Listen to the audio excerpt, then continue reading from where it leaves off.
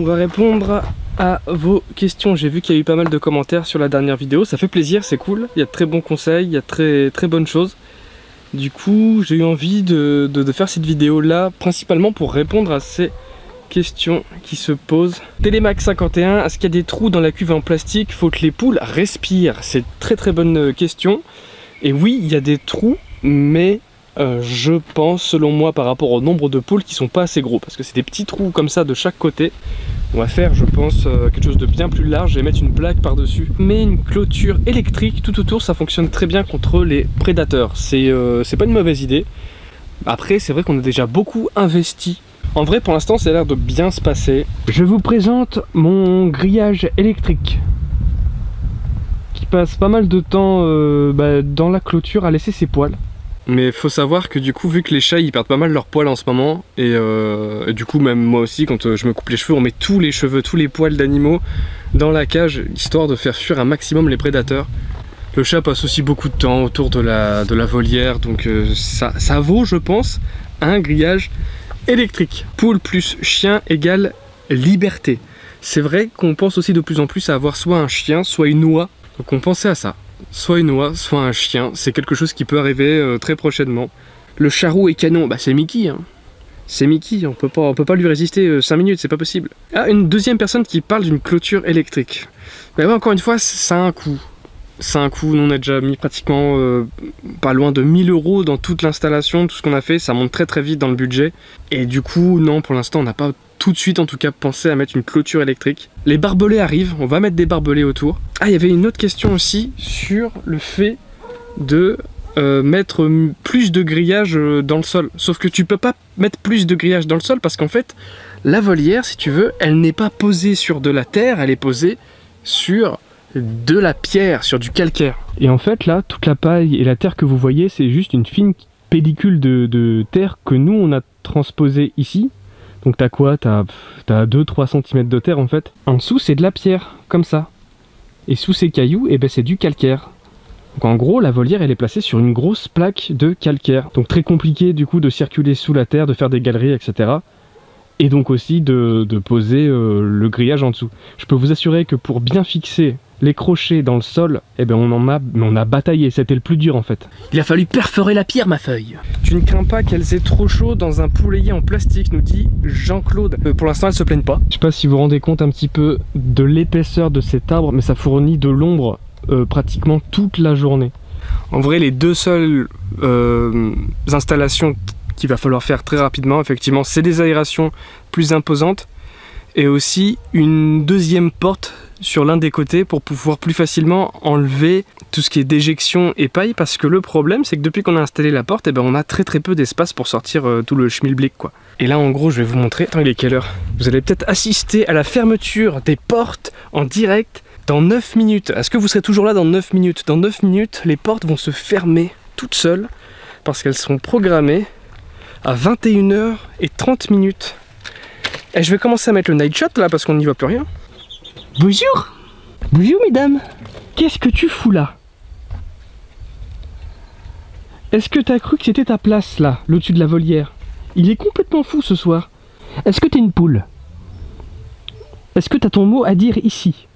Oui! Allez!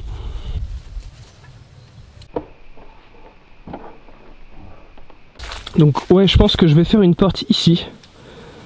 Bien plus large, bien plus grande, pour pouvoir retirer la paille et les déjections plus simplement, plus rapidement, parce que là la porte elle est trop petite quoi. Ça veut dire qu'à chaque fois faut dévisser le panneau qu'il y a autour, et j'ai peur qu'à force de dévisser, revisser, bah ça tienne pas bien quoi. Elle s'entasse comme des Chinois dans un bus, c'est incroyable. Et ça marche bien hein. Elle dorme vraiment. Bon, l'autre la pauvre elle a plus de place, elle sait pas par où passer. Allez, elle est en train de se faire sa place hein. Allez, poussez-vous là-dedans, je rentre. Il y a vraiment un gros problème d'entente entre les deux camps. Et il y a une petite en fait qui est passée de l'autre côté et qui a failli se faire tuer par les grosses.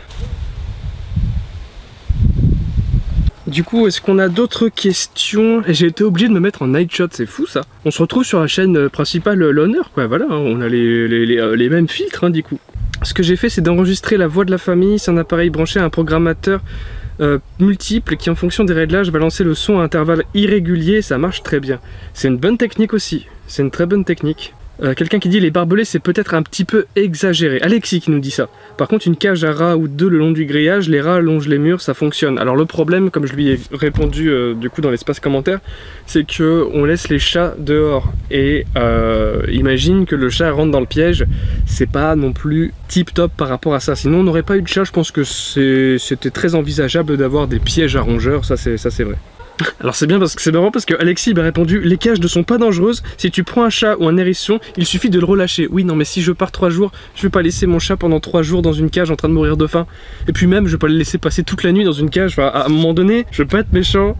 Mais quand même, à minimum. Est-ce que la toiture est bien sécurisée? En tout cas, ça donne des pistes. Il nous arrive à la même chose que toi quelques jours après. Amar Mams 5125 qui nous dit ça. Eh ben, je suis très désolé pour vous. Je sais que c'est hyper désagréable quand ça arrive. Et du coup, oui, le toit, il est vachement sécurisé. C'est vrai, j'ai pas bien montré en profondeur, mais la volière, elle est livrée juste avec des colliers Coulson et genre vraiment pas assez. Donc nous, on a acheté une pince à sertir et on a acheté des petits bouts de fil barbelé comme ça et on en a foutu genre vraiment, je sais pas si on se rend compte, ces petits bouts de fil de fer, il y en a partout, tous les 5-10 cm pour qu'il n'y ait vraiment pas l'espace. Bon, moi ça a pas l'air de se fermer, pourtant il est 21h30 là, non?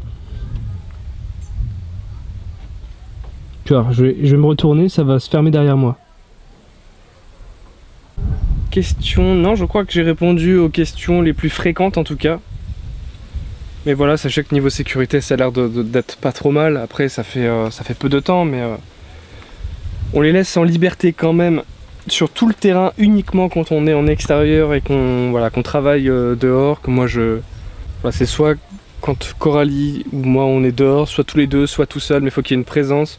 Ou alors que je sois dans le salon au rez-de-chaussée mais avec les portes grandes ouvertes, que je puisse entendre si jamais il y a le moindre problème. Voilà, on est très protecteur, c'est normal.